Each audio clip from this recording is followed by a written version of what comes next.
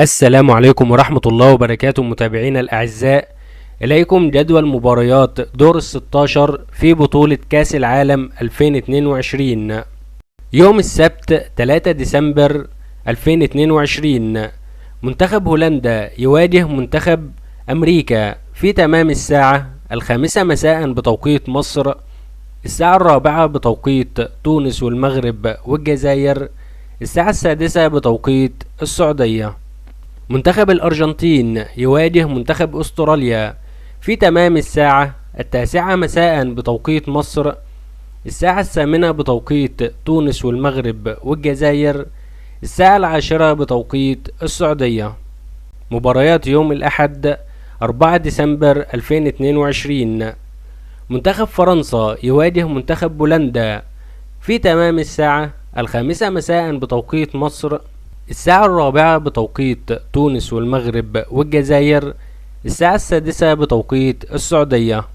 منتخب انجلترا يواجه منتخب السنغال في تمام الساعة 9 مساء بتوقيت مصر، الساعة 8 بتوقيت تونس والمغرب والجزائر، الساعة 10 بتوقيت السعودية.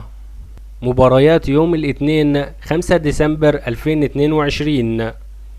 منتخب اليابان يواجه منتخب كرواتيا في تمام الساعة 5 مساء بتوقيت مصر، الساعة 4 بتوقيت تونس والمغرب والجزائر، الساعة 6 بتوقيت السعودية.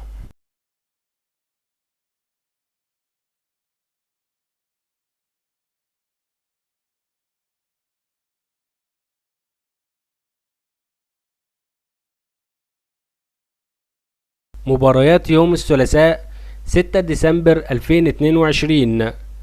منتخب المغرب يواجه منتخب أسبانيا في تمام الساعة 5 مساء بتوقيت مصر، الساعة 4 بتوقيت تونس والمغرب والجزائر، الساعة 6 بتوقيت السعودية.